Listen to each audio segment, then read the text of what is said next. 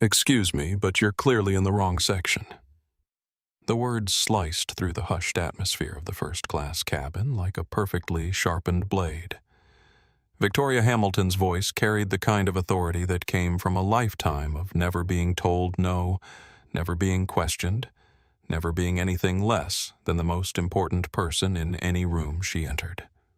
She stood towering over seat 1A in a form-fitting emerald Chanel dress that hugged every curve of her meticulously maintained figure.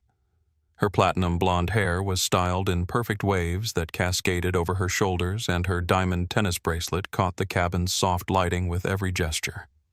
At 45, Victoria Hamilton had spent decades perfecting the art of intimidation through elegance, and today she was wielding that weapon with surgical precision. Her target sat quietly in the window seat, a black woman in her early 30s who seemed completely absorbed in a thick binder spread across her tray table. The woman wore a simple navy blazer over a white blouse, no flashy jewelry except for a utilitarian Garmin watch, and her hair was pulled back in a professional bun that suggested efficiency over style.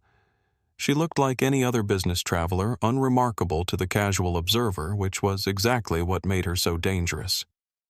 Dr. Maya Richardson didn't look up immediately. She finished underlining a paragraph in her document titled NASB Emergency Protocol Review. Confidential before capping her pen with deliberate precision. When she finally raised her eyes to meet Victoria's gaze, there was no surprise there. No fear, just a quiet sort of patience that suggested she'd been through this dance before. "I'm sorry, what did you say?" Maya asked, her voice calm and level. Victoria's perfectly glossed lips curved into a smile that held no warmth whatsoever. "This is first class, sweetheart, not whatever section your ticket actually belongs to." She gestured dismissively toward the back of the aircraft. "The flight attendants must have made a mistake when they seated you." Maya glanced down at her boarding pass displayed on her phone screen, then back up at Victoria. "I believe I'm in seat 1A. Is that not what your ticket shows?" The question hung in the air between them, and for a moment Victoria looked genuinely taken aback. In her world, when she told people to move, they moved. When she wanted a table at an exclusive restaurant, people were shuffled aside to accommodate her. When she decided someone didn't belong somewhere, that was the end of the discussion. But this woman, this nobody in her cheap blazer and sensible shoes, was looking at her with the kind of steady confidence that Victoria had only ever seen in boardrooms filled with men who controlled billion-dollar companies. "My assistant booked this seat months ago," Victoria said, her voice rising slightly. She pulled her own phone from her designer clutch, waving it like evidence in a courtroom. "I fly this route every month. Seat 1A is always held for me. I'm Victoria Hamilton of Hamilton Fashion Holdings." She paused, waiting for the recognition that usually followed the mention of her name. When none came, her expression hardened. "Now, I don't know how you managed to sneak up here," Victoria continued, stepping closer and invading Maya's personal space. Her expensive perfume, something floral and overwhelming, filled the immediate area. Maybe an upgrade glitch. Maybe you smiled at the right gate agent, but you're going to need to move. Seat 1B is empty. Take that one and we can all get on with our flight. Around them, the rest of the first-class cabin had gone quiet. Conversations died mid-sentence as other passengers began to sense the tension crackling between the two women. In seat 2C, David Parker, a tech executive heading to a conference in Geneva, discreetly pulled out his phone and opened TikTok. Something about this interaction felt significant, and his instincts told him to start recording. 3 rows back, Jennifer Lopez, a travel blogger with 100,000 Instagram followers, looked up from her laptop where she'd been drafting a review of the airline's new first-class amenities. She'd covered enough aviation stories to recognize when a situation was about to escalate, and she quietly activated her phone's voice recording feature. In the aisle seat of row 4, Michael Thompson, a college journalism student heading home from studying abroad, felt his pulse quicken. He'd been documenting his entire European adventure for his YouTube channel, and every instinct he'd developed over months of content creation told him he was about to witness something extraordinary. His phone was already in his hand camera app open, but not yet recording, waiting to see if this was worth documenting. Maya Richardson looked at seat 1B, which was indeed empty. It would have been the simplest thing in the world to gather her papers and move one seat over. Most people would have done exactly that, chosen the path of least resistance, avoided the confrontation that was clearly brewing. But Maya Richardson hadn't become the youngest person ever appointed to chair the National Aviation Safety Board by being simple. She hadn't survived military flight school commercial aviation training and decades of fighting for respect in a male-dominated industry by backing down from entitled bullies.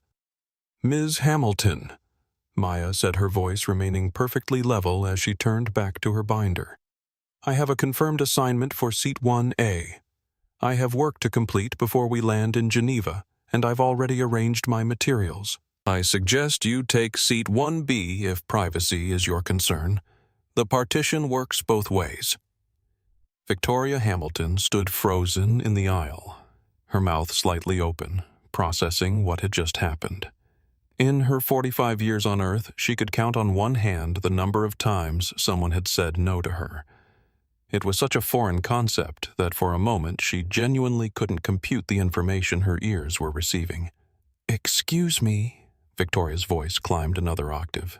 "Do you have any idea who you're talking to?" Maya sighed a long, weary exhale that spoke of years of dealing with exactly this type of person.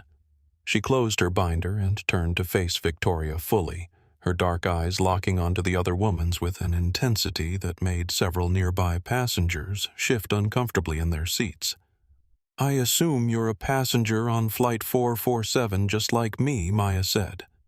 "Unless you're the pilot, in which case I'd have some serious questions about current aviation protocols." The subtle dig sailed right over Victoria's head.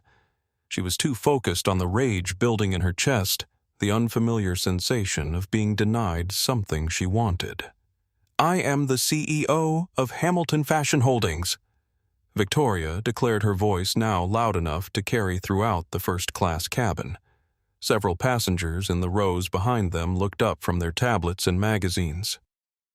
"We supply luxury uniforms to this very airline. I am a Platinum Elite member with over 2 million miles. I have the CEO of this airline on speed dial." She leaned down, bringing her face uncomfortably close to Maya's.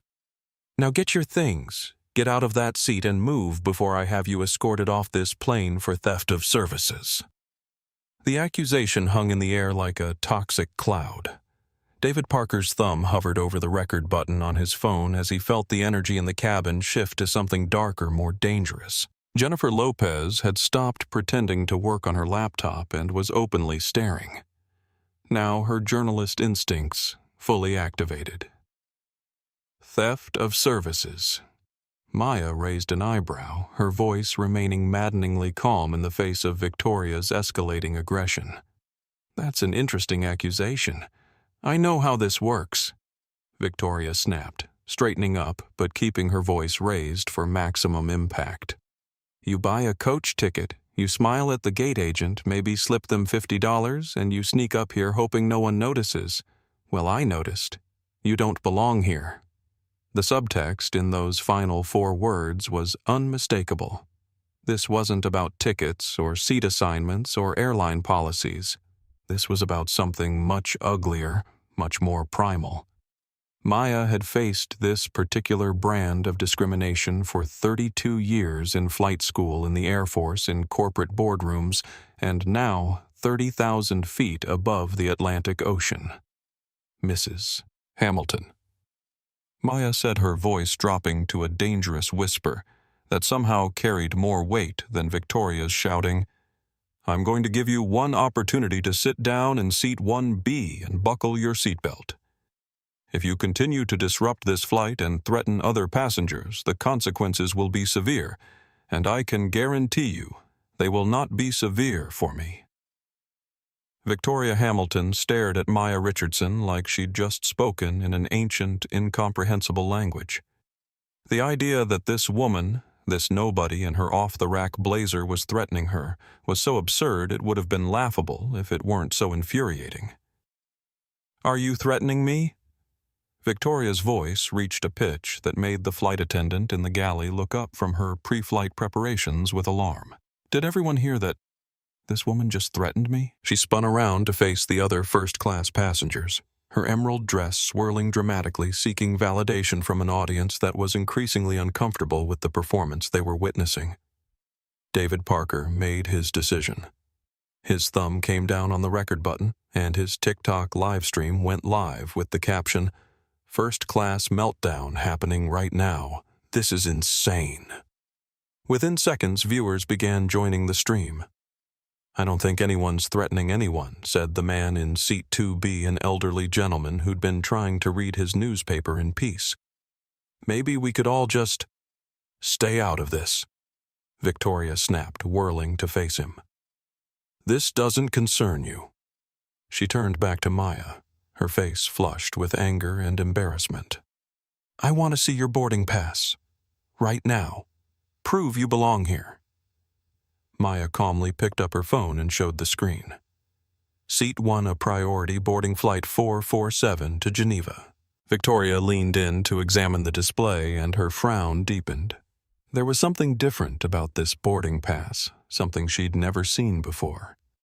Next to Maya's name was a designation that read NASB, 1 priority override, in small print. "What is NASB?" Victoria demanded. "Some kind of fake program you signed up for online." "Ma'am, is there a problem here?" Sarah Williams, the lead flight attendant, had finally worked up the courage to approach the increasingly volatile situation in row 1. At 28, Sarah had been working for the airline for 6 years, and she recognized Victoria Hamilton immediately. The woman was notorious among the cabin crews, a high-maintenance passenger who complained about everything from the temperature to the wine selection, but who also flew frequently enough and spent enough money to make her effectively untouchable. Sarah Victoria's entire demeanor changed instantly, her voice becoming sweet and conspiratorial. "Thank goodness you're here. There's been a terrible mistake with the seating assignments. This woman is in my seat." Sarah glanced at Maya, who had returned to quietly reviewing her documents as if nothing was happening around her. There was something about the woman's complete composure that struck Sarah as unusual. Most passengers confronted by Victoria Hamilton either got flustered and moved or became defensive and argumentative. This woman seemed entirely unbothered by the chaos swirling around her. "May I see both of your boarding passes?" Sarah asked diplomatically. Victoria immediately thrust her phone forward. "As you can see, I'm supposed to be in 1A. I always sit in 1A. My assistant books it months in advance." Sarah examined Victoria's boarding pass and felt her stomach sink. The woman was indeed assigned to seat 1A. But when she looked at Maya's phone, her confusion deepened. The second boarding pass also clearly showed seat 1A, but with that strange designation she'd never encountered before. I need to check with the gate about this," Sarah said uncertainly. "There seems to have been some kind of double booking error." "There's no error," Victoria said triumphantly. "There's just someone sitting where they don't belong. Now please ask her to move so we can get this flight underway." Maya looked up from her binder for the first time since Sarah had arrived. "Actually, there's no error at all. My assignment is correct." The quiet confidence in her voice made Sarah pause. She'd dealt with plenty of passengers who tried to bluff their way into upgrades, but something about Maya's certainty felt different. More than that, Sarah was beginning to notice details about the woman that didn't fit the profile of someone trying to scam her way into first class. The binder spread across Maya's tray table wasn't filled with magazines or entertainment. It contained official-looking documents with government seals and technical diagrams. Her pen was expensive, the kind used for signing important papers. And most tellingly, she seemed completely unimpressed by the luxury around her, as if first-class accommodations were nothing new. "I understand your confusion," Maya said to Sarah, her tone patient but firm. "But my seating assignment comes with federal override authority. I suggest you check with your captain before making any decisions about passenger relocation." Federal override. Victoria's voice climbed toward hysteria. What kind of scam artist nonsense is that Sarah don't let her intimidate you with government-sounding gibberish? I want her removed from this aircraft immediately. David Parker's live stream had attracted over 500 viewers, and the comments were scrolling too fast to read. People were sharing the stream, tagging friends, turning what should have been a private dispute into a very public spectacle. Jennifer Lopez had abandoned all pretense of working and was now openly taking notes, her trained eye cataloging every detail of the confrontation for the story she was already composing in her head. Michael Thompson had started his own recording, capturing the scene from a different angle, his journalism instincts telling him this was going to be significant. "Look at her," Victoria continued, gesturing wildly at Maya. "Look at how she's dressed. Does she look like someone who belongs in first class?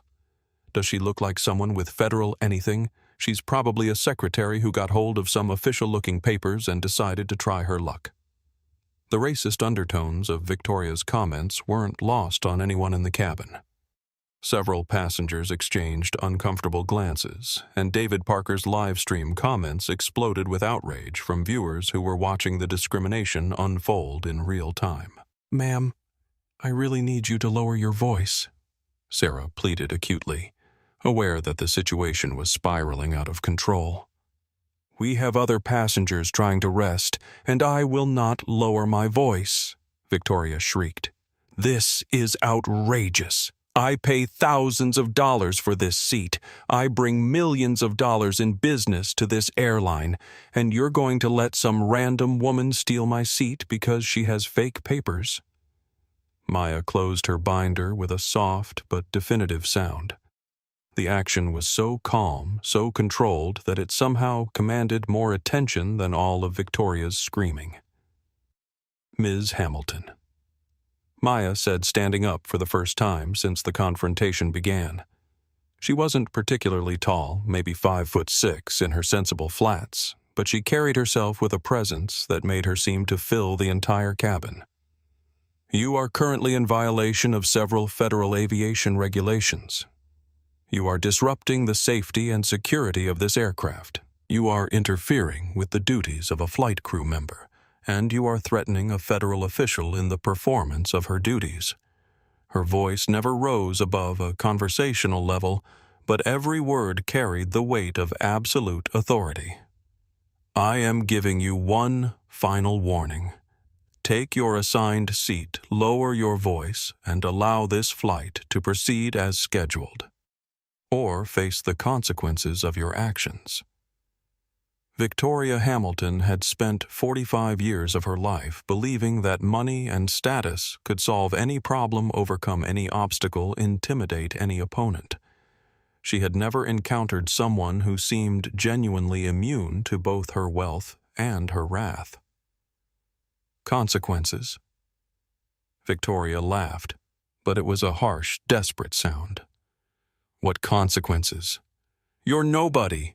You're a scammer with fake papers trying to steal first-class seats. I'm calling the CEO of this airline right now, and you're going to be arrested for fraud." She pulled out her phone with shaking hands and began scrolling through her contacts, looking for the number that would end this nightmare and put this uppity woman back in her place. Maya Richardson watched Victoria's frantic phone call preparation with the kind of calm that comes from knowing exactly how a situation is going to unfold. She'd seen this particular brand of entitled rage before, and she knew it always ended the same way. With the truth. Richard Harrison. "It's Victoria Hamilton." Victoria's voice took on a completely different tone as soon as the call connected, becoming smooth and confident, the voice of someone accustomed to having her problem solved with a single phone conversation. She held the phone slightly away from her ear, ensuring everyone in the first-class cabin could hear her exercise the kind of power that money and connections could buy. "I'm on Flight 447, and I need your help with a situation," Victoria continued, her eyes locked on Maya with undisguised triumph. "There's a woman in my seat who's refusing to move. She's being extremely disruptive and claiming to have some kind of federal authority. I need her removed from the aircraft immediately." The voice on the other end was crisp and professional. "Victoria? What's the passenger's name?" "Some nobody named Richardson," Victoria said dismissively, loud enough for Maya to hear every word. "Maya Richardson. She claims she works for the government, has all these official-looking papers, but obviously she's running some kind of scam. You know how these people try to take advantage of the system." The silence that followed was so complete that Victoria actually pulled the phone away from her ear to check if the call had disconnected. Victoria Richard Harrison's voice came back, and something in his tone had changed completely. The easy familiarity was gone, replaced by something that sounded almost like panic. "Did you say Maya Richardson?" "Yes. Do you know this troublemaker?" Victoria asked, sensing that she was finally getting somewhere. "Have you had problems with her before, Victoria? What exactly is she doing? Is she being aggressive? Is she threatening anyone?" The questions confused Victoria. This wasn't how these conversations usually went. Richard should be outraged on her behalf, should already be calling security to have the woman dragged off the plane in handcuffs. "She's sitting in my seat," Victoria shrieked, her composure beginning to crack.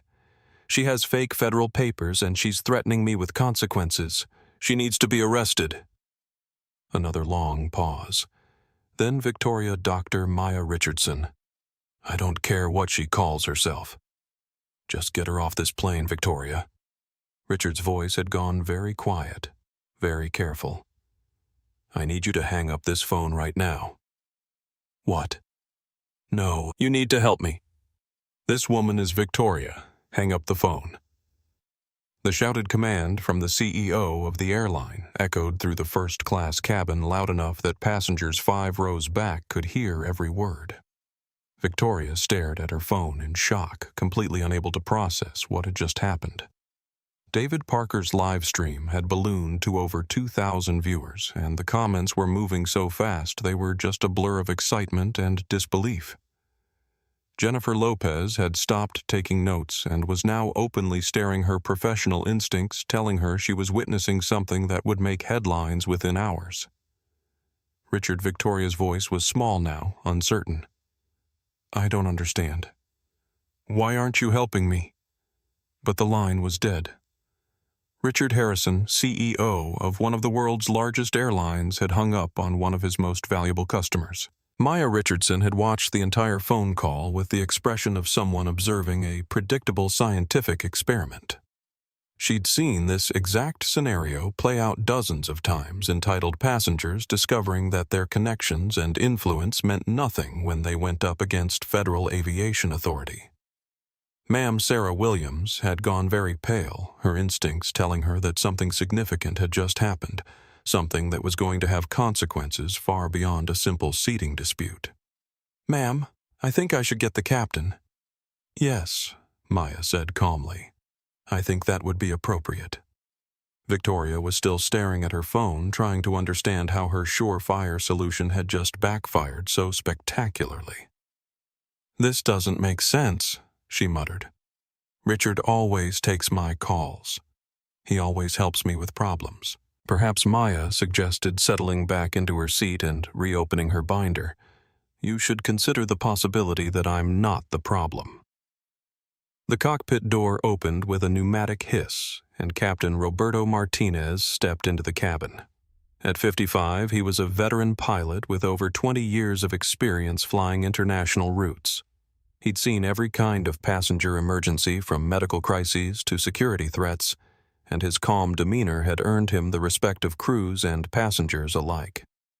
"What seems to be the issue?" Captain Martinez asked, his trained eye immediately assessing the situation. He saw an elegantly dressed blonde woman who looked like she'd been crying, a flight attendant who seemed nervous, and a professionally dressed black woman who appeared to be calmly working on some kind of official documents. Victoria immediately latched on to the captain's arrival as her salvation. Here was authority. Here was someone who would understand the natural order of things, someone who would put this presumptuous woman back in her place. Captain Martinez. Victoria's voice brightened as she read his name tag. "Thank goodness you're here." "This woman," she pointed dramatically at Maya, "has stolen my seat and is refusing to move. She's claiming to have some kind of federal authority and threatening me with consequences. I need her removed from the aircraft immediately." Captain Martinez looked at Maya more carefully. Something about her documents had caught his attention, the official seals, the government formatting, the way she carried herself with quiet confidence, even in the middle of this confrontation. "Ma'am, may I see your identification?" he asked Maya politely. Maya looked up from her binder and calmly reached into her blazer pocket. She pulled out a leather credential case and flipped it open, revealing a gold badge and an official ID card with a holographic seal. Captain Martinez's reaction was immediate and dramatic. The color drained from his face, his posture snapped to attention, and his expression shifted from mild curiosity to something approaching terror. "Dr. Richardson," he said, his voice suddenly formal and strained. "Ma'am, I had no idea you were on board. Dispatch didn't flag your name in the manifest." Victoria blinked her brain, struggling to process the captain's reaction. "Captain, what are you doing?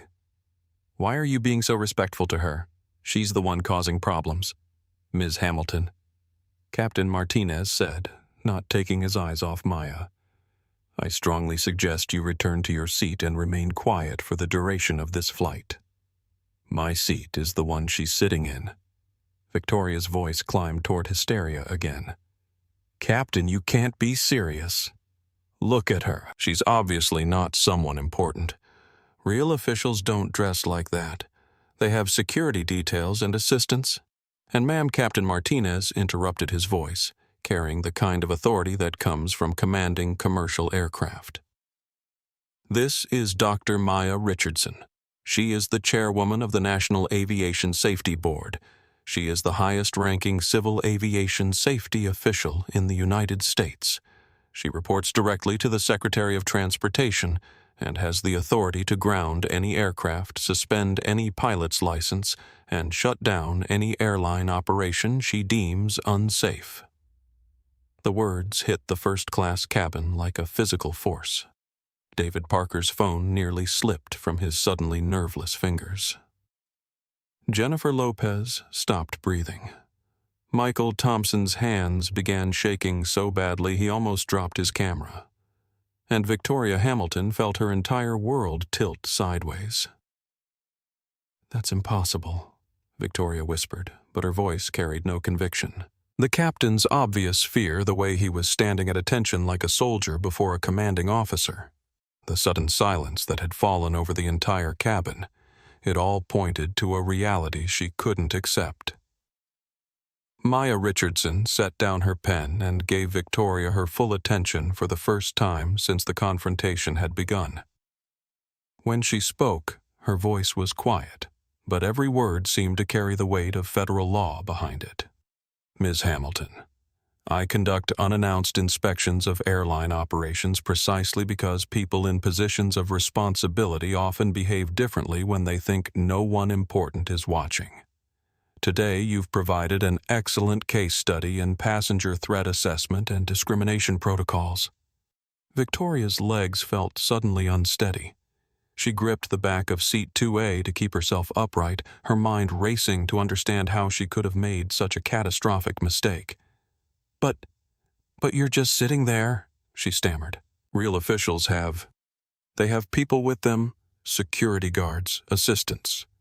They get special treatment. They don't just sit alone reading paperwork like what Maya asked, raising an eyebrow. Like regular passengers."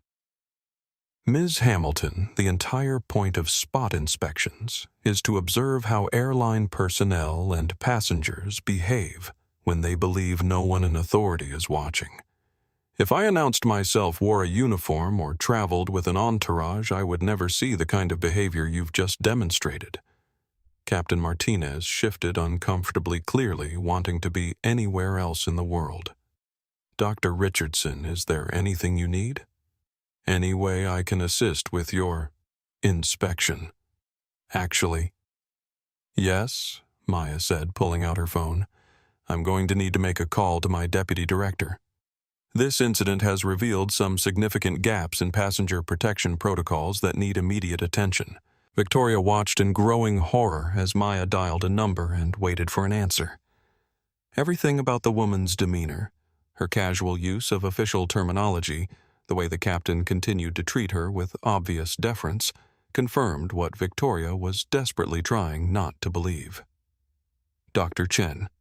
It's Maya, she said into the phone, her voice taking on the crisp efficiency of someone accustomed to giving orders that affected thousands of people. I'm on Flight 447 to Geneva, and we have a situation that's going to require Protocol 7 implementation. Victoria didn't know what Protocol 7 was, but the way Captain Martinez's face went even paler suggested it wasn't good news for anyone involved. A passenger has physically threatened me, made discriminatory remarks, and attempted to have me removed from the aircraft by falsely claiming I was engaged in theft of services. Maya continued. I need a full incident team standing by when we land, and I want a review of this airline's passenger harassment policies initiated immediately. She paused, listening to the voice on the other end, then nodded. Yes, I want the entire interaction documented. We have multiple passengers who recorded the incident, and I believe this will serve as an excellent training example for the new equity protocols we've been developing. David Parker's live stream had hit 5,000 viewers, and people were sharing the link across every social media platform. The hashtag #FirstClassMeltdown was starting to trend, and news outlets were already reaching out to him for permission to use his footage. Jennifer Lopez had abandoned all pretense of being a casual observer and was now frantically typing on her laptop, crafting what she knew would be the biggest story of her career. Her travel blog was about to become international news. Maya ended her call and turned back to Victoria, who was standing in the aisle looking like she was about to faint. Ms. Hamilton, let me explain what's going to happen next, Maya said, her tone taking on the patient cadence of someone delivering very important information. When we land in Geneva, there will be federal aviation officials waiting to interview you about your behavior on this flight. Your threats against a federal safety official constitute a felony under international aviation law. Your discriminatory comments and attempts to have me removed based on racial profiling will be documented and investigated. Victoria's mouth opened and closed silently like a fish gasping for air.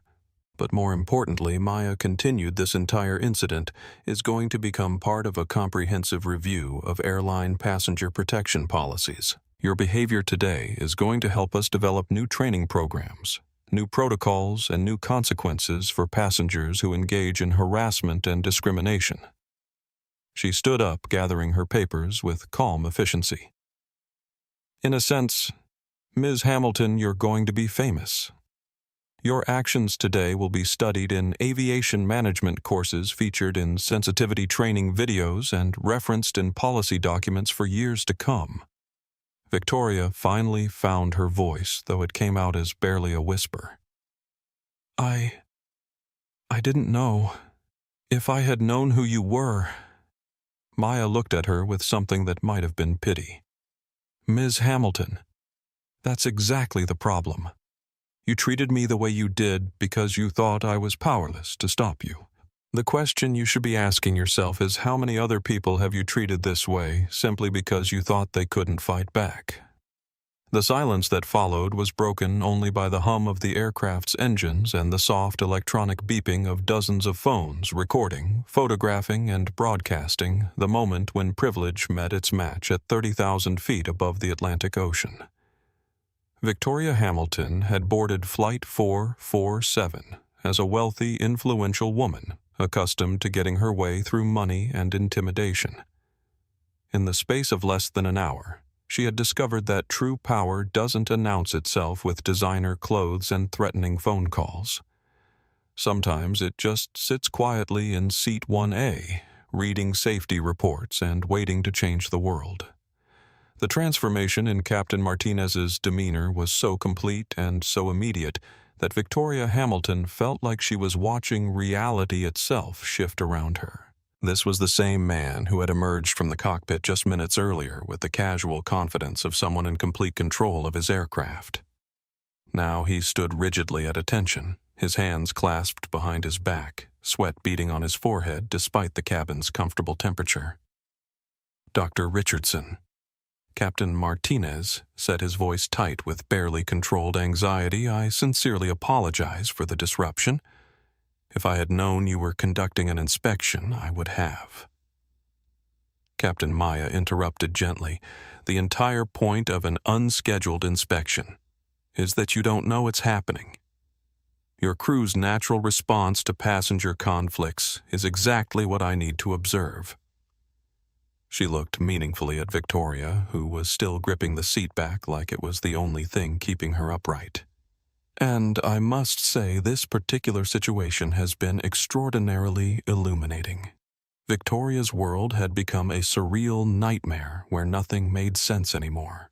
The woman she had dismissed as a fraud, a scammer, someone who didn't belong in first class, was apparently so powerful that the captain of the aircraft was treating her like she could end his career with a single word, which Victoria was beginning to realize she probably could. "This is insane," Victoria said, her voice hollow with disbelief. "You can't be... you don't look like... Real government officials don't just sit there reading papers. They have people, they have protocol, they have... status symbols," Maya suggested mildly. "Ms. Hamilton, I'm curious about something. In your mind, what should a federal safety official look like?" The question hung in the air like a trap, and Victoria was smart enough to recognize it as such. But her shock had stripped away her usual filters, and the truth came spilling out before she could stop it. "They should look official," Victoria said desperately. "Professional. Important.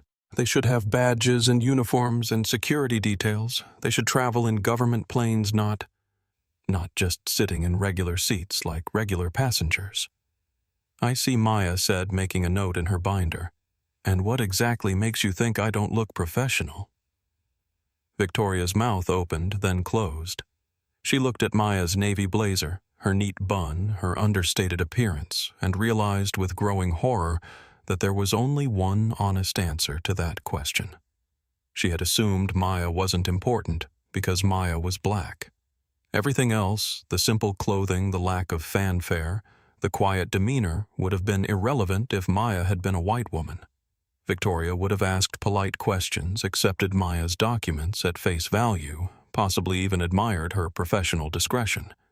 But because Maya was black, Victoria had immediately assumed she was a fraud, a scammer, someone trying to steal something that didn't belong to her. That's not what I meant," Victoria whispered, but the lie was obvious to everyone within earshot.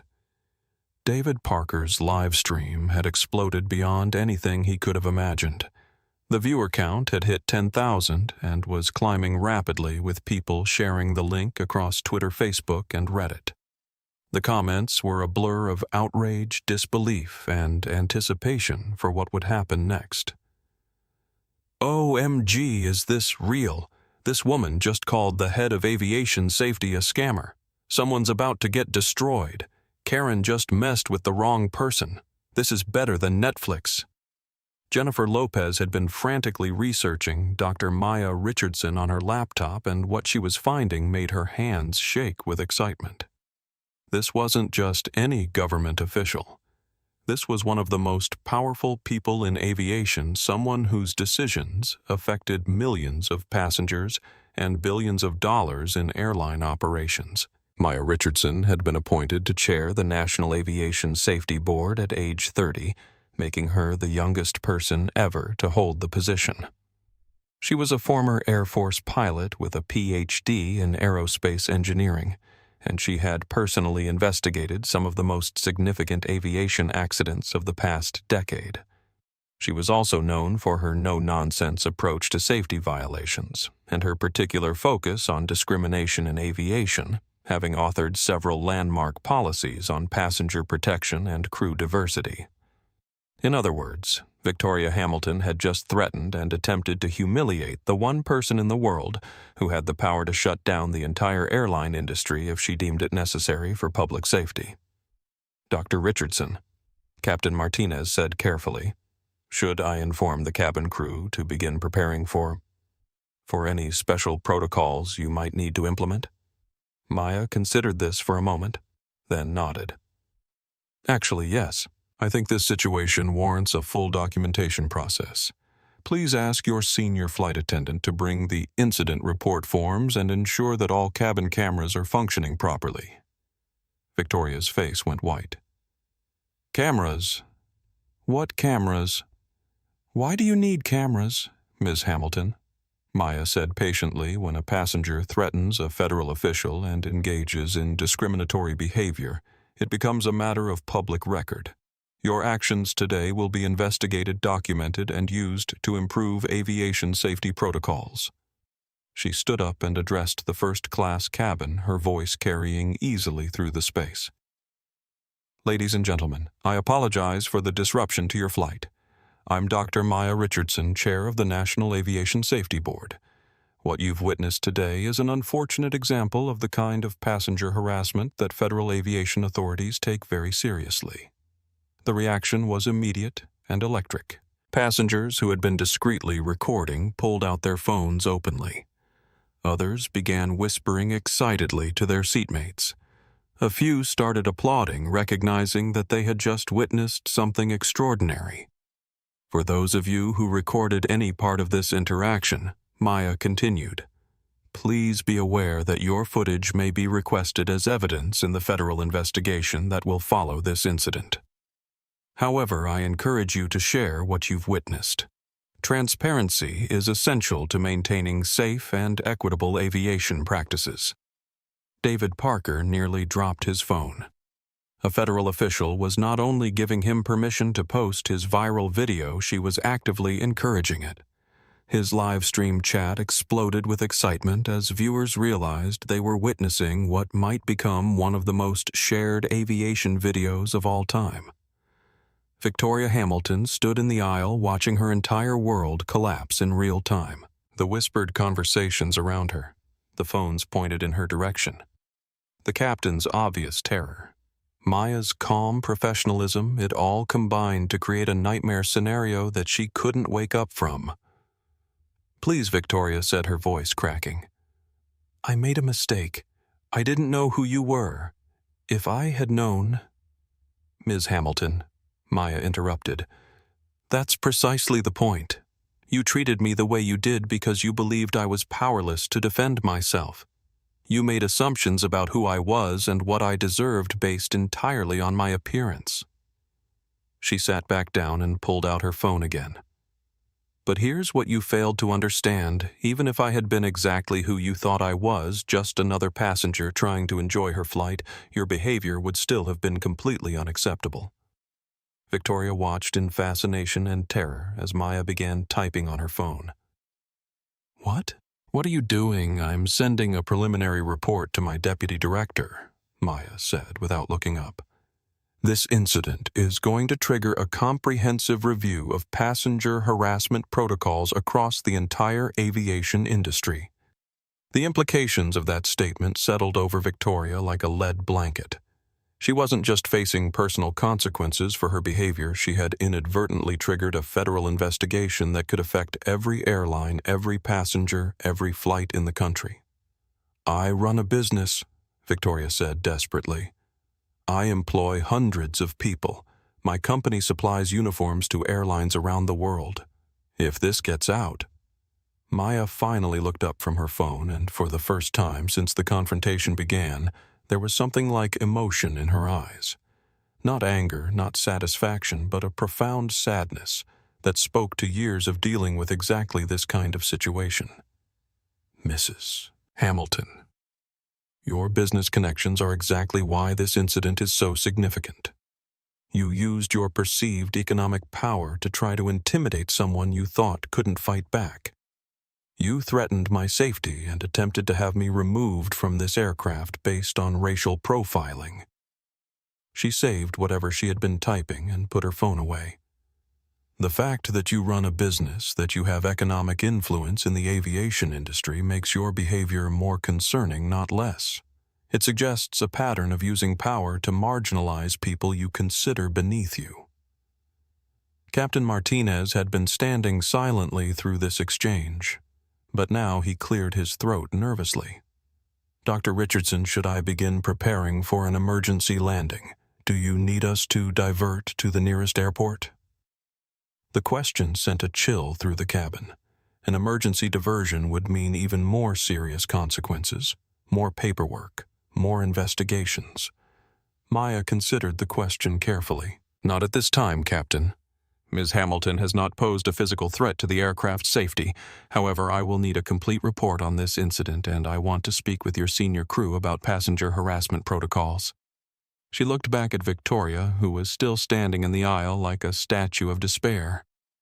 Ms. Hamilton, I'm going to give you one more opportunity to make the right choice. You can sit down in seat 1B, remain quiet for the duration of this flight, and prepare to cooperate fully with the investigation that will follow. Or you can continue to escalate this situation and face even more serious consequences. Victoria looked around the cabin, desperately seeking some kind of support, some indication that she wasn't completely alone in this nightmare. But every face she saw reflected the same mixture of fascination, horror, and judgment. She had become the villain in her own story, and there was no one left to save her from the consequences of her own actions. Victoria Hamilton's carefully constructed world of privilege and entitlement began to crack apart like ice under pressure, and the sound it made was her voice climbing toward hysteria as she realized the full magnitude of her mistake.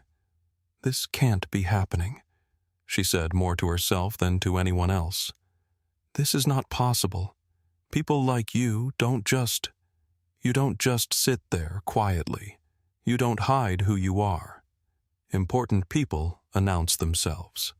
Maya observed Victoria's mental disintegration with the clinical detachment of someone who had seen this particular psychological collapse many times before. In her years of investigating aviation incidents, she had encountered countless individuals who had made catastrophic errors in judgment, and the process was always the same.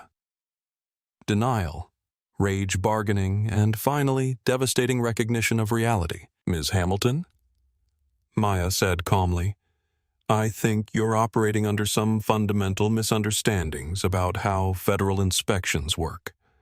The entire point of an unannounced assessment is to observe normal operations and behaviors. If I announced my presence, wore a uniform, or traveled with a security detail, I would never see the kind of discrimination and harassment you've just demonstrated. Victoria laughed, but it was a broken, desperate sound. Discrimination, harassment. I was trying to get my seat back. You were the one being difficult. You were the one who wouldn't move. The accusation hung in the air, and Maya let it sit there for a long moment, allowing Victoria's words to echo through the cabin and settle into the consciousness of every passenger within earshot. I see, Maya said finally. So, in your view, I was being difficult by sitting in my assigned seat and trying to do my job. Your job. Victoria's voice cracked. You were just sitting there reading. You looked like any other passenger. How was I supposed to know you were important? Maya suggested. Powerful, worth treating with basic human dignity. The questions hit Victoria like physical blows, each one exposing another layer of the prejudice that had driven her behavior. David Parker's livestream comments were scrolling so fast they were just a blur, but certain phrases kept appearing over and over. She's digging herself deeper. This is painful to watch. Karen doesn't know when to stop. Victoria pulled out her phone again, her hands shaking so badly she could barely manage to unlock the screen. "I need to call someone," she muttered. "I need to fix this. There has to be someone who can fix this." She scrolled through her contacts, frantically looking for a name that could save her from this nightmare. Richard Harrison had hung up on her, but she had other connections, other powerful people who owed her favors. Margaret Victoria's voice was high and strained as she made another call. "Margaret Thompson, it's Victoria Hamilton. I need your help with an emergency situation. I'm on a flight, and there's been a terrible misunderstanding." "Victoria." The voice on the other end sounded confused. "What kind of misunderstanding? There's this woman claiming to be some kind of government official, and she's refusing to give up my seat, and now the captain is treating her like she's actually important. But she can't be. She just can't be." "Victoria, slow down. What's the woman's name?" "Richardson. Maya Richardson. She claims she's the head of some safety board or something, but..." The line went dead. Victoria stared at her phone in shock, then immediately dialed another number. Charles Morrison. Thank God, I need. But as soon as she mentioned Maya's name, that line went dead too. Maya watched Victoria's increasingly frantic phone calls with something approaching pity. "Ms. Hamilton, you're going to find that your usual networks of influence aren't going to be very helpful in this situation. Federal Aviation Authority supersedes social connections." "This is impossible," Victoria whispered, clutching her phone. "These people know me. They take my calls. They solve my problems." "They also know me," Maya said quietly.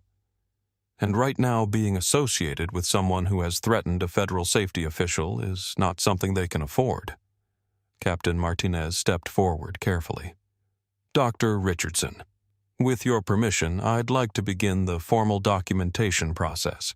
We have standard protocols for incidents involving federal officials." Maya nodded. "Of course, Captain. And I want to commend you on your professionalism in handling this situation. Your crew's response will be included in my assessment report." The praise seemed to ease some of the captain's visible tension, but Victoria seized on his words like a drowning woman grabbing for a life preserver. "Documentation." "What documentation?" "Captain, you know me. I've flown with this airline for years. I've never had any problems before. This is all just a misunderstanding." Captain Martinez looked at Victoria with something that might have been sympathy, but his duty was clear. "Ma'am, I need you to understand that when a federal official is involved in a passenger incident, we have no choice but to follow federal protocols. This goes far beyond airline customer service policies." Victoria's composure finally shattered completely. The elegant facade she had maintained for decades crumbled away, revealing the entitled, desperate person underneath. "You don't understand," she screamed loud enough to be heard throughout the cabin. "I can't have this on my record. I have a business. I have employees. I have contracts with airlines around the world. If this gets out, it will destroy everything." She grabbed Maya's arm, a move that made every passenger in the cabin gasp and caused Captain Martinez to step forward immediately. "Please, Victoria," begged her perfectly styled hair, now disheveled, her designer dress wrinkled from her frantic movements. "Please don't ruin my life over one mistake. I was just trying to get my seat. I didn't mean anything by it." Maya looked down at Victoria's hand on her arm, and her voice took on a dangerous edge.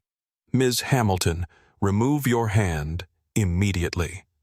The command carried such authority that Victoria released Maya's arm, as if it had burned her stumbling backward into the aisle. "This is your second physical contact with a federal official during this flight," Maya said, standing up to her full height. "The first was when you attempted to intimidate me through physical proximity. This constitutes assault on a federal officer, which carries significantly more serious consequences than simple harassment." Victoria's legs gave out and she collapsed into seat 1B, finally taking the seat Maya had offered her at the very beginning of this confrontation. "I didn't mean to touch you," Victoria whispered. I was scared. I didn't know what to do." Maya sat back down and pulled out her phone again. "Dr. Chen, it's Maya again. We're going to need to add assault charges to the incident report. The passenger has now made physical contact twice the second time in an attempt to grab me while pleading for leniency." Victoria listened to Maya's calm recitation of the charges being filed against her, and for the first time in her adult life, she understood what it meant to be completely powerless. All her money, all her connections, all her social status, none of it mattered when faced with the simple reality of federal authority. "What's going to happen to me?" Victoria asked, her voice barely audible. Maya finished her call and looked at Victoria with an expression that was neither cruel nor kind, just professionally detached. "You're going to be arrested when we land," Maya said matter-of-factly. "You'll be charged with harassment of a federal official, racial profiling, and assault. There will be a federal investigation into your behavior, and your actions today will become part of a case study in passenger discrimination that will be used to train airline personnel around the world." She paused, letting the full implication sink in. "Your business relationships with airlines will likely be terminated. Your personal flying privileges will be suspended pending the outcome of your trial. And yes, this incident will be public record, which means it will follow you for the rest of your life." Victoria Hamilton, who had boarded Flight 447 as a powerful, influential businesswoman, sat in Seat 1B and began to cry. Maya Richardson pulled out her phone and dialed a number that connected her directly to the highest levels of Federal Aviation Authority. Around her, the first-class cabin had fallen into an almost reverent silence as passengers realized they were witnessing the activation of government protocols that most people never see. Dr. Patricia Chen, Deputy Director, National Aviation Safety Board, came the crisp voice on the other end. "Patricia, it's Maya. I need you to initiate Protocol 7 on Flight 447 currently en route to Geneva." The response was immediate and professional. "Protocol 7 confirmed." "What's the nature of the incident?" Maya's voice remained calm and factual as she began her report. "Passenger harassment, racial profiling, physical assault on a federal official, and attempts to intimidate flight crew. The passenger has made multiple threatening statements and has physically contacted me twice, despite repeated warnings." David Parker's live stream had evolved into something beyond entertainment. It had become a real-time documentary of federal aviation protocols in action. His viewer count had surpassed 20,000, and major news outlets were already reaching out for permission to broadcast his footage. "I need a full incident response team standing by at Geneva International," Maya continued. "Swiss authorities will need to be coordinated with FBI International Division. The passenger is a U.S. citizen with significant business interests in the aviation industry, so this is going to require careful handling."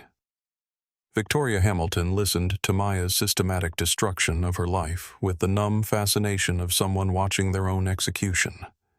Each word was precise, professional, and utterly devastating. Additionally, Maya said, "I want this incident to serve as the foundation case for the new passenger protection protocols we've been developing. We have extensive video documentation from multiple passengers, and the perpetrator's behavior demonstrates every category of discrimination we've been trying to address." Captain Martinez stood nearby, speaking quietly into his headset with air traffic control. The phrases Victoria could catch were terrifying federal incident in progress, priority landing clearance, law enforcement notification required. Jennifer Lopez had abandoned her travel blog entirely and was now live tweeting the incident with the kind of professional precision that comes from years of breaking news coverage. Her Twitter thread was being shared thousands of times per minute, and aviation industry insiders were beginning to weigh in with context about Maya's authority and the likely consequences of Victoria's actions. "Dr. Richardson came." Patricia's voice over the phone. "I'm seeing preliminary social media coverage of this incident. It appears multiple passengers are broadcasting live video." "Yes?"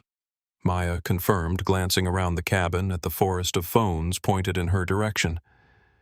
I've encouraged passengers to document and share what they've witnessed. This level of discrimination requires complete transparency. She looked directly at Victoria as she continued speaking. The perpetrator seems to have believed that her economic status and social connections would protect her from consequences. She's about to learn otherwise. Victoria made one final desperate attempt to salvage the situation. She pulled out her phone with trembling hands and began dialing, this time calling someone she was certain would help her lawyer. James Patterson. It's Victoria Hamilton, and I need your help immediately. I'm on a flight, and there's been a terrible mistake. Someone is claiming I assaulted a federal officer, but it's all a misunderstanding. Victoria, slow down, came the lawyer's voice. What federal officer? What did you do? Her name is Maya Richardson, and she claims she's the head of some aviation safety board, but...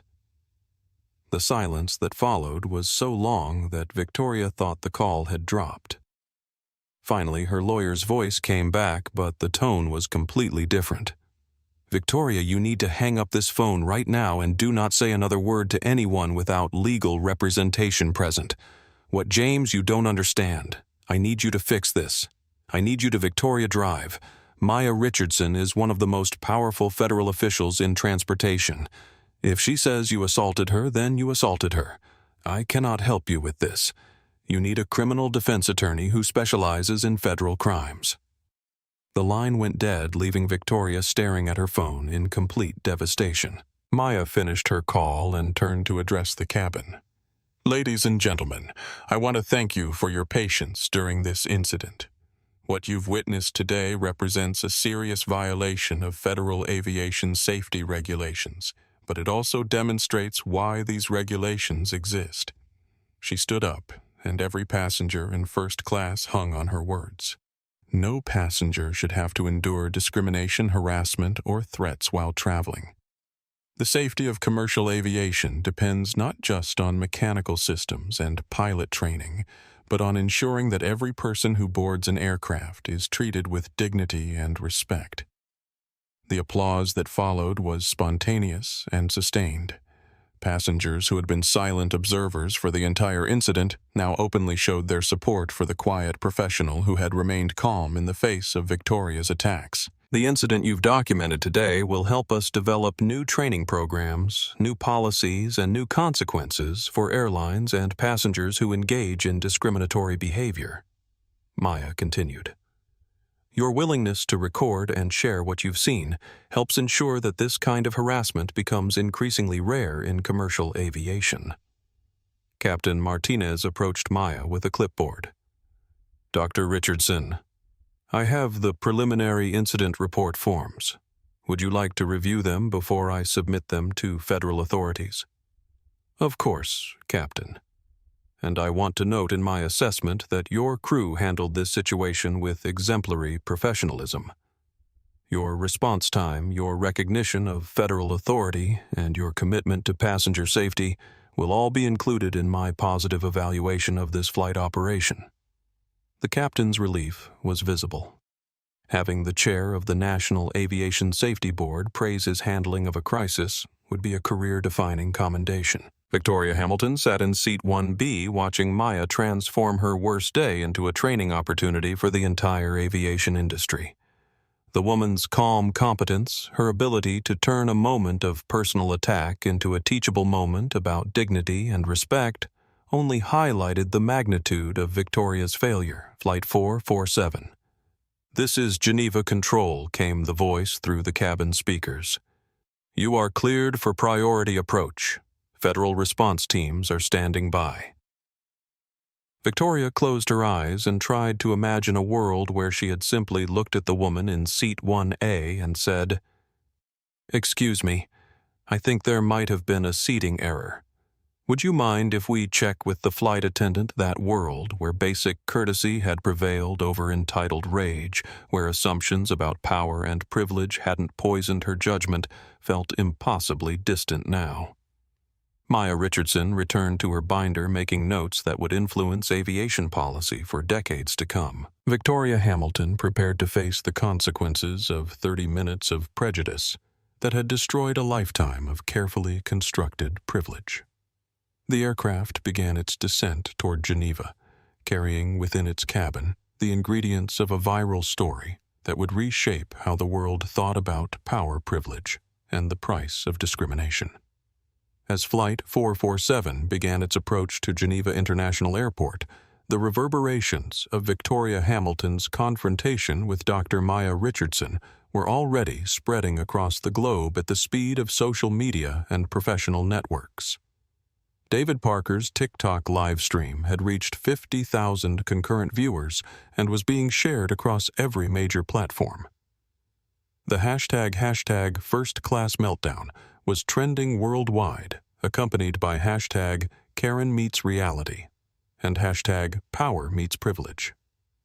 News outlets from CNN to the BBC were frantically trying to reach David for permission to broadcast his footage. Jennifer Lopez's Twitter thread had been retweeted over 100,000 times in the past hour.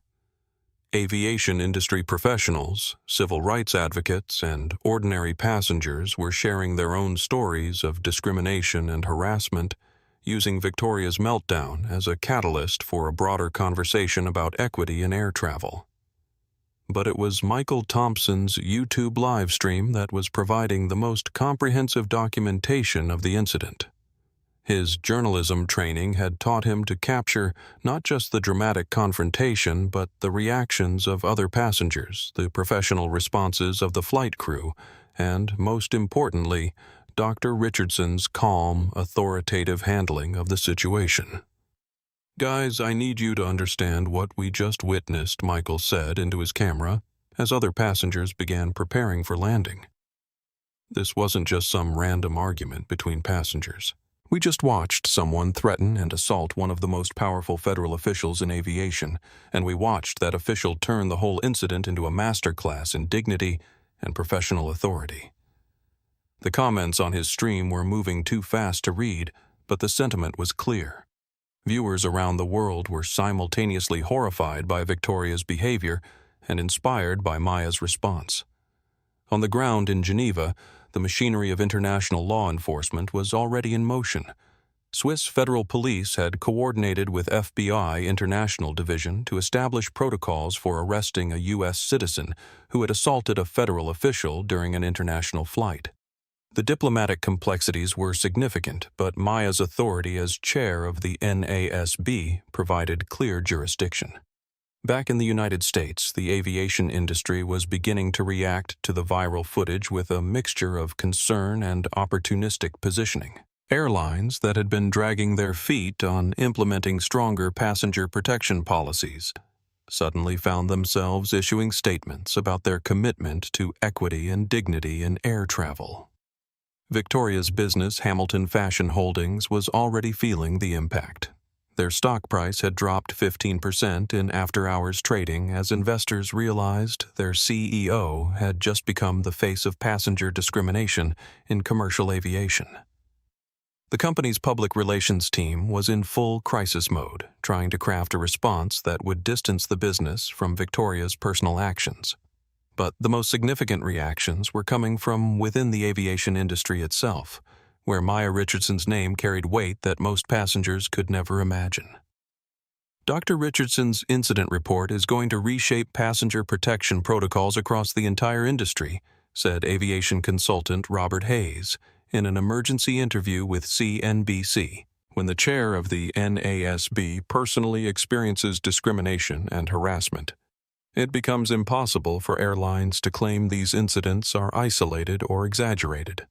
Flight attendants and gate agents who had spent years dealing with entitled abusive passengers were sharing the video with a mixture of satisfaction and relief. Finally, someone with real power had experienced exactly what they dealt with every day, and that someone was in a position to make changes that would protect both passengers and crew from harassment. Civil rights organizations were already preparing to use the incident as a case study in their ongoing efforts to address discrimination in transportation. The fact that a highly educated, professionally dressed black woman holding one of the highest federal positions in aviation could still be subjected to the kind of treatment Victoria had displayed proved that discrimination in air travel was about racism, not economics or education. Meanwhile, in the first-class cabin of Flight 447, Victoria Hamilton was discovering what it felt like to be completely isolated from her normal support systems. Her phone had been buzzing constantly with calls from business associates, social contacts, and family members who had seen the viral videos, but every conversation followed the same pattern: shock distance and a rapid end to the call. Victoria. Her sister's voice was strained when Victoria finally answered one of the calls. "I just saw." "Is that really you on the internet, Sarah?" "Thank God," Victoria whispered, trying to keep her voice low enough that the other passengers couldn't hear. "It's all been blown out of proportion. I made a mistake, but everyone is making it sound so much worse than it was." "Victoria, you grabbed a federal official, on camera, while calling her a fraud and trying to have her arrested. How is that blown out of proportion?" The question hung in the air, and Victoria realized that even her own sister understood the magnitude of what she had done. "I need you to call my lawyer," Victoria said desperately. "I need you to contact my business partners and explain that this doesn't represent who I really am. I need damage control." Victoria. "I can't be associated with this," Sarah said quietly. "I'm married to a federal judge. I have children. I can't be connected to someone who assaults government officials no matter what our relationship is." Another line went dead, leaving Victoria staring at her phone in growing horror, as she began to understand that her actions hadn't just triggered legal consequences, they had made her toxic to everyone in her personal and professional life. Maya Richardson, meanwhile, was using the flight's Wi-Fi to coordinate her arrival in Geneva with Swiss authorities and begin the paperwork that would formalize the charges against Victoria. Her responses were precise, professional, and devastatingly thorough. "The incident demonstrates a pattern of behavior that poses ongoing risks to aviation safety," she typed in her preliminary report. The perpetrator's belief that economic status exempts her from federal regulations, combined with her willingness to engage in physical confrontation when challenged, suggests a fundamental disrespect for aviation security protocols. Captain Martinez approached Maya's seat with obvious nervousness. "Dr. Richardson, Geneva Control, is requesting confirmation of the federal incident protocols. They want to know if you'll need the aircraft held on the tarmac for additional documentation." "No," Captain Maya replied. "The passenger will be taken into custody immediately upon landing, but there's no need to delay the other passengers. They've been through enough disruption already." She looked around the cabin where passengers were still recording and discussing the incident in hushed, excited tones. "In fact, I think our fellow passengers have provided invaluable documentation of how discrimination operates in commercial aviation. Their willingness to witness and record this incident will help prevent similar situations in the future." Victoria Hamilton closed her eyes and tried to block out the sounds of other passengers discussing her behavior, their phones buzzing with social media notifications, their conversations about the crazy racist lady in first class. She had become a cautionary tale, a viral video, a symbol of everything wrong with privilege and entitlement.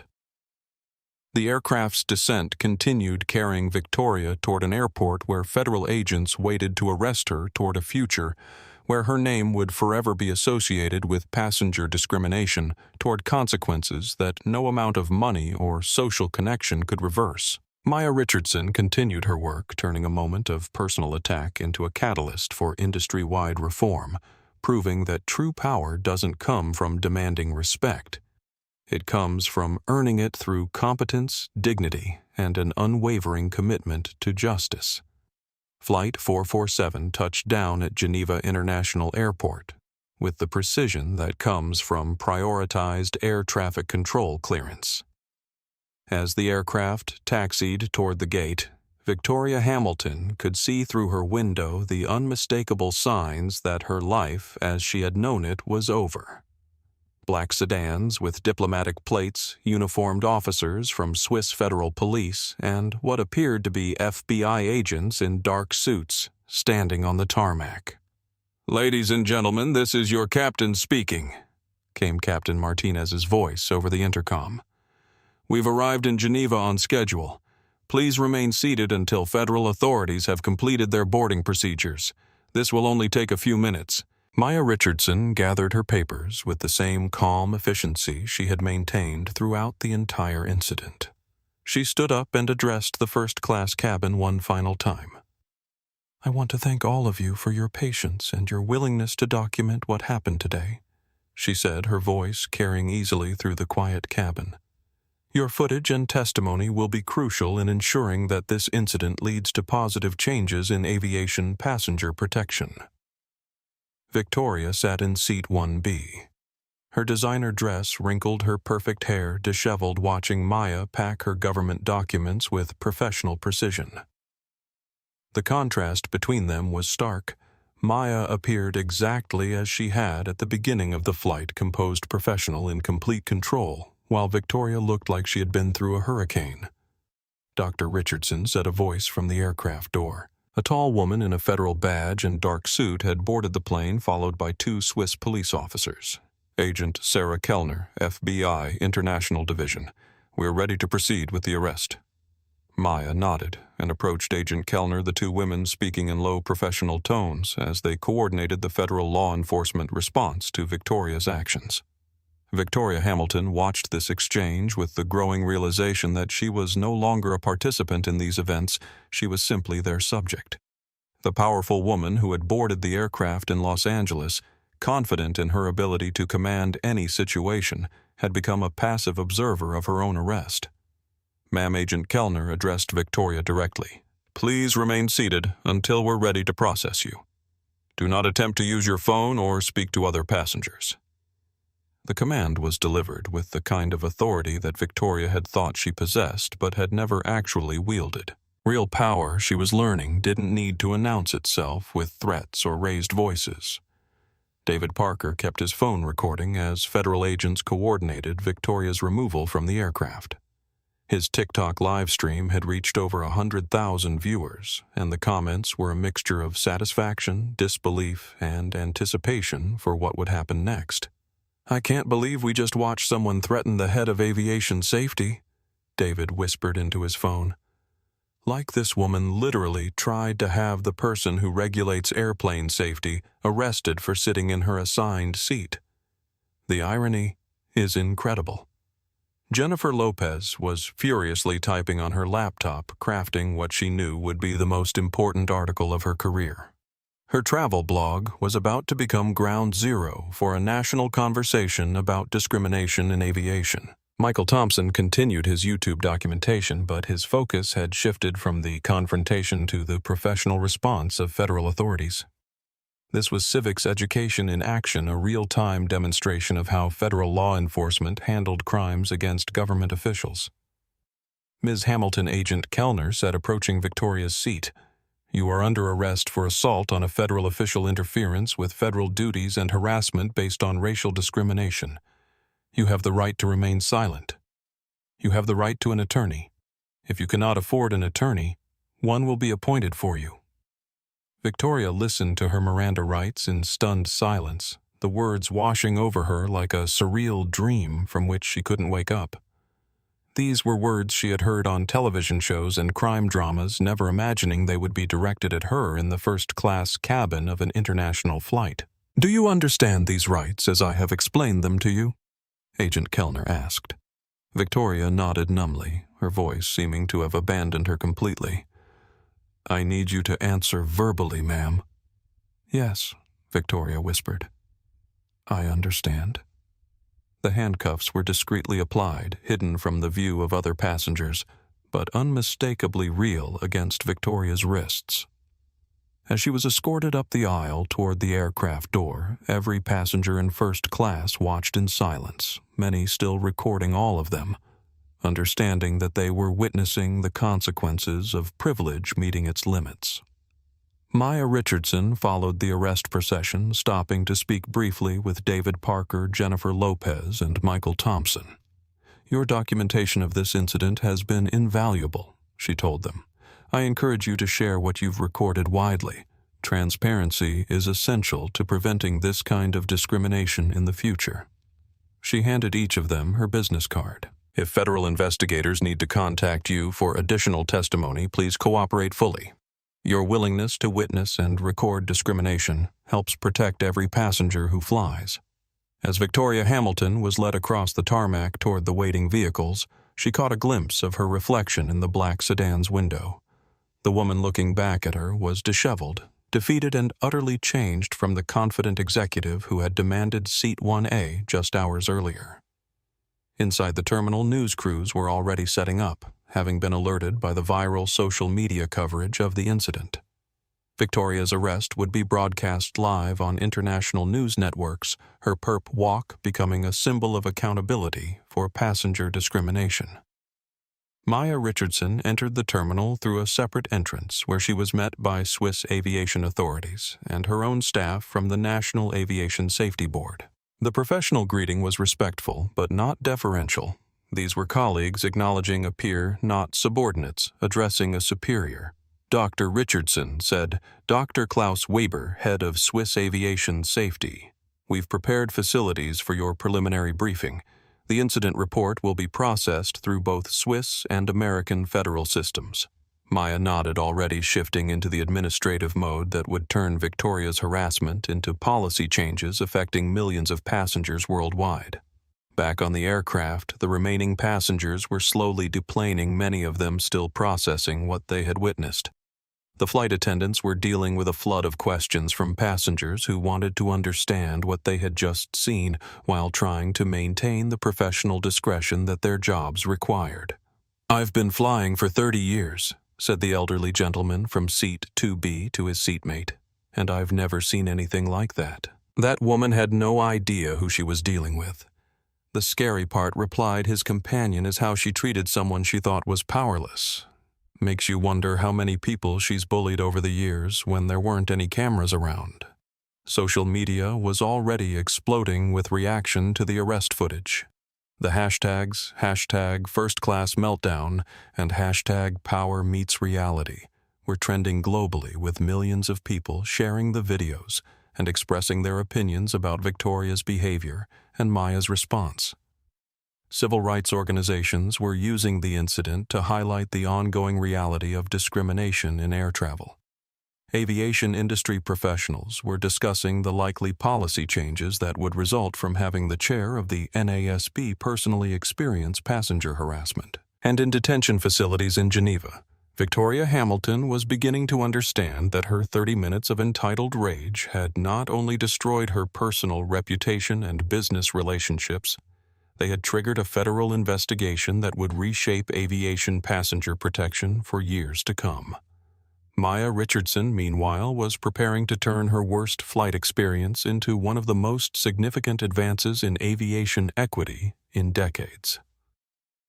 Within 24 hours of Victoria Hamilton's arrest at Geneva International Airport, the #first-class-meltdown had been shared over 2.3 million times across social media platforms. David Parker's TikTok video had surpassed 15 million views, while Jennifer Lopez's detailed Twitter thread had become the most retweeted aviation story of the year. News outlets from around the world were covering the incident, but it was the professional aviation press that understood the true significance of what had occurred. When the chair of the NASB experiences discrimination became the headline of Aviation Week's emergency digital edition, while Air Transport World ran a comprehensive analysis titled "The End of Passenger Impunity." Victoria's company Hamilton Fashion Holdings watched helplessly as their stock price plummeted 38% in 3 days. Major airline clients began canceling contracts, citing reputational concerns and policy conflicts with our passenger protection initiatives. The irony was devastating. Victoria's discrimination against the head of aviation safety had cost her company its primary source of revenue, airline business. Maya Richardson, meanwhile, was using her unexpected international platform to address systemic discrimination in aviation. At a press conference in Geneva, she spoke with the same calm authority that had characterized her response to Victoria's attacks. "This incident illustrates why spot inspections are essential," Maya told assembled reporters. Discrimination in aviation isn't just a customer service issue, it's a safety issue. When passengers are harassed, threatened, or made to feel unwelcome based on their race or appearance, it compromises the security of everyone aboard the aircraft. Week 2. Policy in Motion. Maya's preliminary report on the Flight 447 incident landed on the desks of aviation regulators around the world with the impact of a regulatory earthquake. Her recommendations were specific, comprehensive, and impossible to ignore mandatory bias training for all airline personnel, from gate agents to flight crews, with quarterly refresher courses and annual certification requirements. Airlines failing to maintain training standards would face suspension of operating certificates. Real-time passenger harassment reporting systems allowing travelers to document discrimination incidents with immediate federal review. The system would track patterns of abuse across airlines' routes and individual employees. Zero-tolerance policies with automatic consequences for passenger harassment, including immediate removal from aircraft federal prosecution and permanent ban from commercial aviation for repeat offenders. The aviation industry's response was swift and largely supportive. Airlines that had been quietly dealing with discrimination complaints for years suddenly found themselves with federal backing for policies they had wanted to implement but feared would be controversial. Dr. Richardson has given us the regulatory framework to address problems we've been seeing for decades, said Maria Santos, Vice President of Customer Experience for a major carrier. No one should have to experience what she went through, and now we have the tools to prevent it. Week 3.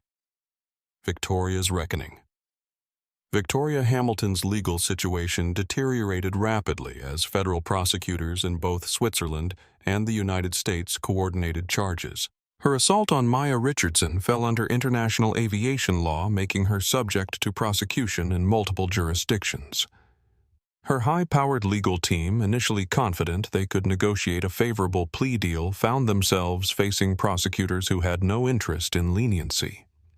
The case had become too public, too symbolic, and too clear-cut for the kind of behind-the-scenes resolution that Victoria had expected. "Your client assaulted one of the most respected federal officials in transportation," the lead prosecutor told Victoria's attorneys during plea negotiations. "She did it on camera in front of dozens of witnesses while making explicitly discriminatory statements. There is no version of this case where she walks away with a warning." The proposed plea agreement was harsh federal conviction for assault on a government official, 5 years probation, 500 hours of community service focused on diversity education, and a lifetime ban from commercial aviation. Victoria would also be required to participate in a federal training video about passenger discrimination, her behavior serving as an example of what not to do. Month 2. Industry Transformation. The Richardson Protocols, as they became known in aviation circles, were being implemented across airlines worldwide. The European Union adopted them as binding regulations within 6 weeks. Canada, Australia, and Japan followed suit shortly after. But the most significant change was cultural. Video of Maya's calm, professional response to Victoria's attacks had become required viewing in customer service training programs across industries. Business schools were using the incident as a case study in crisis management and professional dignity. Dr. Richardson demonstrated something remarkable, said Dr. Jennifer Walsh, who taught business ethics at Harvard. She showed that true authority doesn't need to escalate or retaliate. Sometimes the most powerful response to hatred is competence. Flight attendants and gate agents were sharing their own stories of passenger harassment, emboldened by Maya's example, and protected by new federal regulations that made threatening airline employees a federal crime. David Parker, Jennifer Lopez, and Michael Thompson had all parlayed their documentation of the incident into media careers. David's TikTok following had grown to over 500,000. Jennifer had been hired as an aviation correspondent for CNN, and Michael's journalism program had fast-tracked him into an internship with the Washington Post. Month 3. Justice and Reflection. Victoria Hamilton's court appearance was broadcast live, drawing international attention to what had become a symbol of accountability for passenger discrimination. Dressed in a simple navy suit, looking nothing like the elegant imperious woman from Flight 447, she read a prepared statement that her lawyers had crafted. "I deeply regret my actions on Flight 447. Victoria said, her voice barely audible. I allowed my frustration and sense of entitlement to overcome my judgment and my values. Dr. Richardson deserved to be treated with respect and dignity, and I failed to provide that. I accept full responsibility for my behavior and its consequences. The judge's sentencing was swift and decisive. Victoria received the maximum penalty allowed under the plea agreement: 5 years federal probation, 1,000 hours of community service, and the lifetime aviation ban. She would also be required to pay for the implementation of bias training programs at 25 airports across the country. Maya Richardson was in the courtroom for the sentencing not to gloat, but to ensure that justice was seen to be done. When reporters asked for her reaction, her response was characteristically measured. This case was never about personal revenge, Maya said. It was about establishing that discrimination in aviation has real consequences. Ms. Hamilton's behavior was unacceptable, but her punishment serves a larger purpose, ensuring that every passenger knows they have the right to travel with dignity. The Hamilton Fashion Holdings Company that Victoria had built over 2 decades filed for bankruptcy within 6 months of the incident. The woman who had once threatened to destroy Maya Richardson had managed only to destroy herself, while Maya's career reached new heights of influence and respect. Victoria Hamilton, who had once flown first class around the world, now took buses and trains to her court-mandated community service, serving meals at homeless shelters and teaching conflict resolution to middle school students. The irony was not lost on her. The woman who had once dismissed others as not belonging was now learning to serve those society had forgotten. Maya Richardson continued her work of making aviation safer and more equitable for all passengers, carrying the quiet satisfaction that comes from turning a moment of personal attack into lasting positive change for millions of travelers worldwide. Dr. Maya Richardson stood at the podium of the United Nations Palace of Nations in Geneva, addressing an audience of aviation officials, airline executives, and passenger advocates from around the world. The same calm authority that had carried her through Victoria Hamilton's assault now commanded the attention of leaders who controlled the global aviation industry. The incident on Flight 447 6 months ago was deeply personal to me.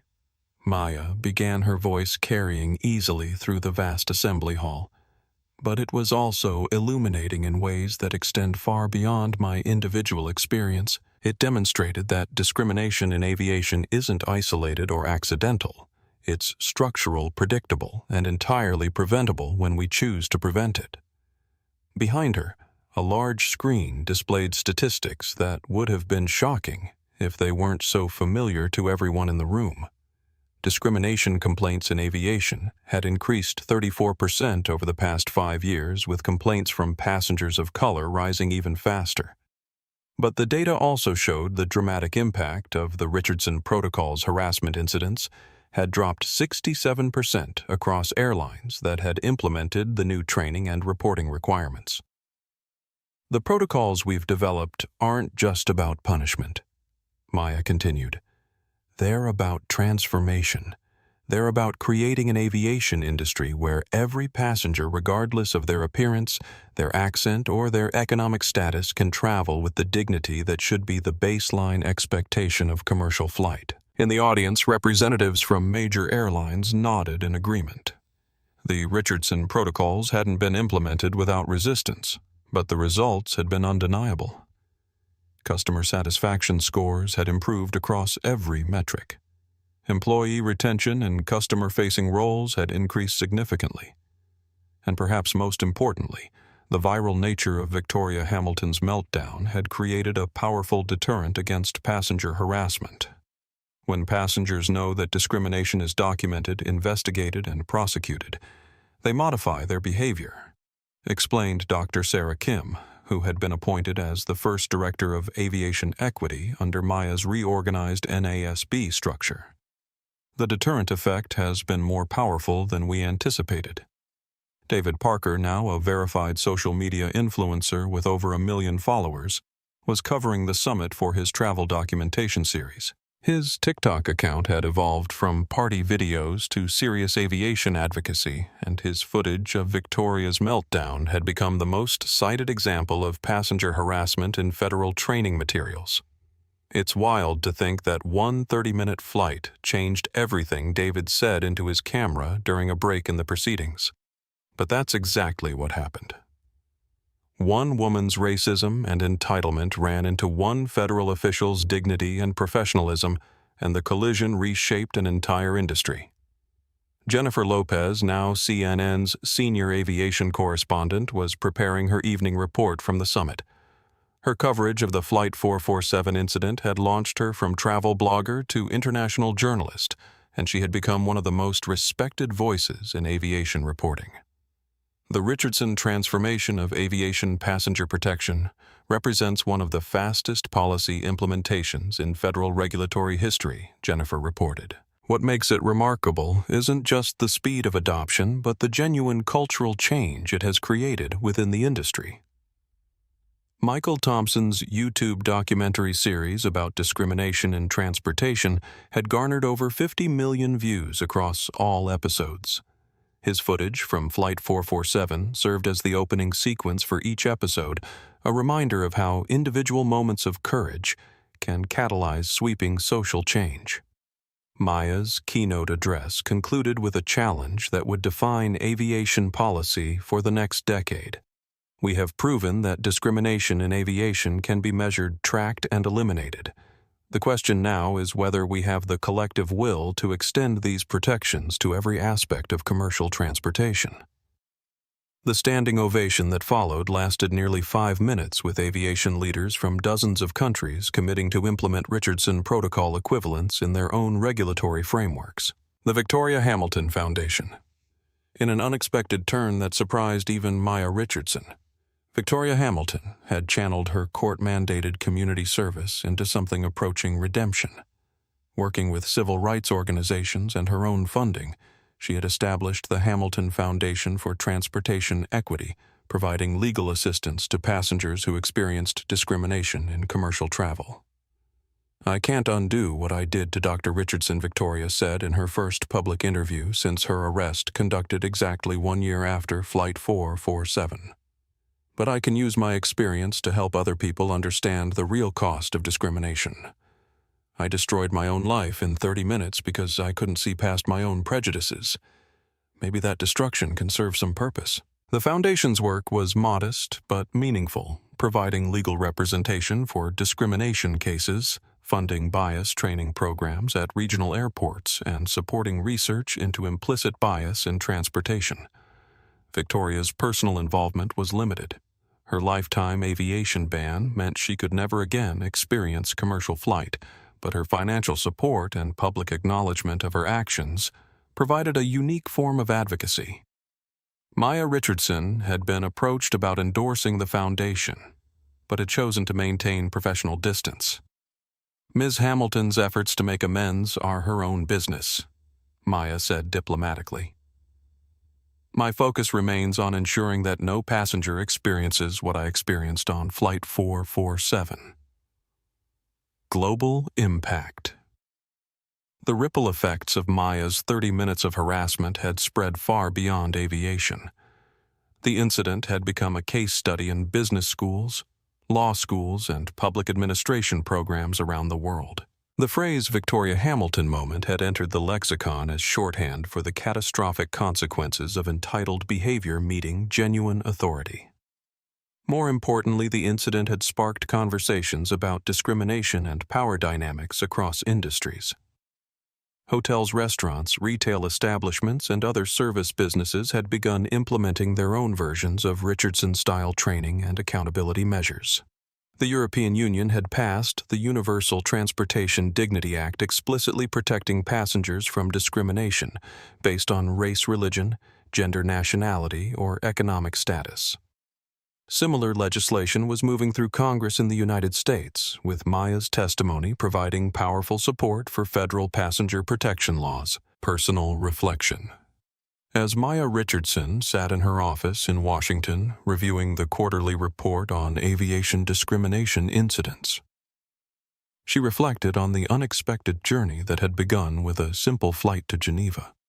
The woman who had started that day intending to conduct a routine safety inspection had instead become the catalyst for the most significant transformation of passenger rights in aviation history. Her desk was covered with thank you letters from passengers who had benefited from the new protections, from flight attendants who felt safer doing their jobs, from gate agents who no longer had to choose between customer service and personal dignity.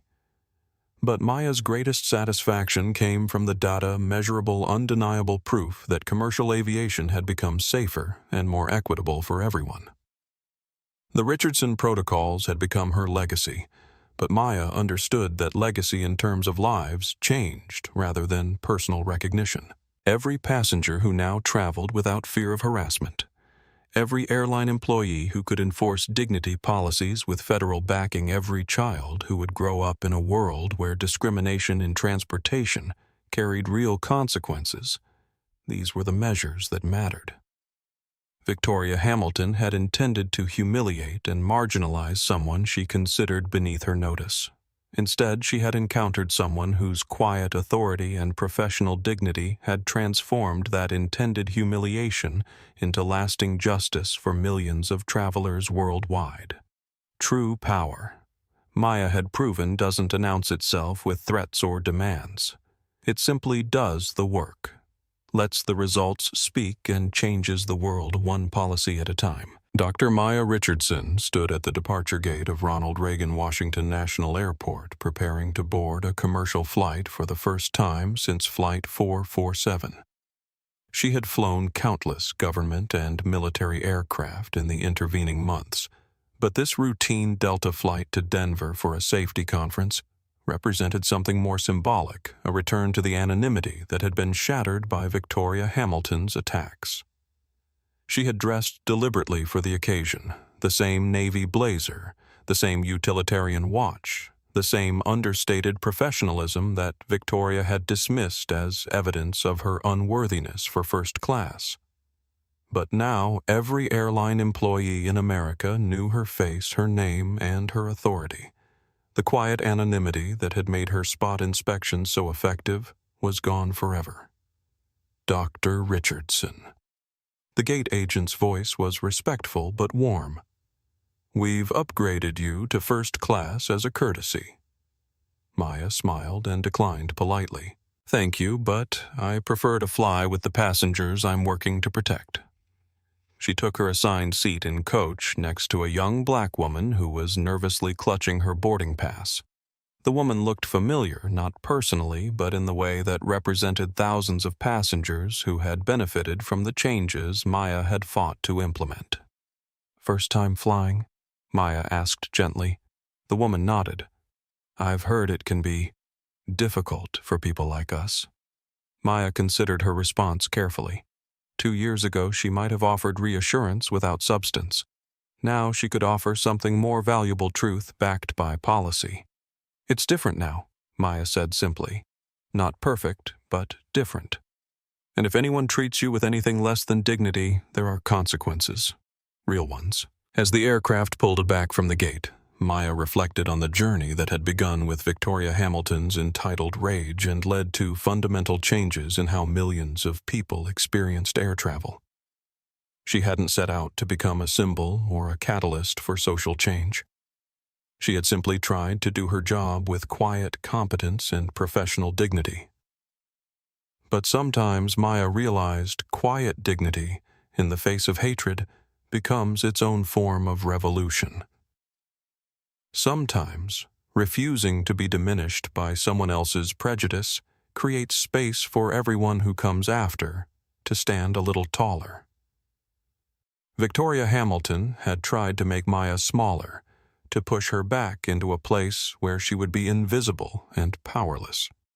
Instead, she had provided Maya with a platform that reached around the world, transforming one woman's discrimination into millions of people's protection. Maya opened her laptop and began reviewing safety protocols for the Denver conference. The same kind of quiet, essential work she had been doing when Victoria first demanded she give up Seat 1A. The work continued, the mission remained unchanged, but now it carried the weight of victory, proof that dignity defended becomes dignity extended to everyone. The aircraft climbed toward cruising altitude, carrying Maya Richardson toward another day of making aviation safer for all passengers, a mission that had been her calling long before Flight 447 and would continue long after Victoria Hamilton's name was forgotten. Justice, Maya had learned, isn't about revenge or even recognition. It's about ensuring that the next person who boards a plane can do so knowing they belong there, regardless of what they look like or where they come from. Personal opinion. This story captures everything I love about authentic power versus performed privilege. Victoria Hamilton had all the external markers of success: money connections, designer clothes. But when she encountered real authority, she crumbled completely. Dr. Maya Richardson never raised her voice, never threatened, never had to prove her importance. She simply existed in her truth and let her credentials speak.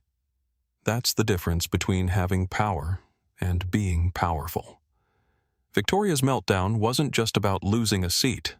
It was about discovering that her entire worldview was built on a foundation of sand. Lessons learned. The most dangerous person in any room is the quiet one you underestimate. Maya dressed modestly, worked quietly, and never announced her position, yet she held more real authority than Victoria's entire network of social connections combined. This teaches us that true power doesn't need validation from others, doesn't require recognition to be effective, and certainly doesn't need to put anyone down to lift itself up. Victoria's mistake wasn't just racism. It was assuming that authority always looks like what she expected it to look like. Final advice. If you've ever been dismissed, underestimated, or told you don't belong somewhere, remember Dr. Maya Richardson on Flight 447. She didn't need Victoria's permission to be powerful. She was already the most important person on that plane. Sometimes the best response to hatred isn't anger, it's competence. Sometimes the most powerful thing you can do is simply refuse to be made smaller by someone else's limitations. Keep doing excellent work. Stay humble and trust that real power doesn't need to announce itself. The people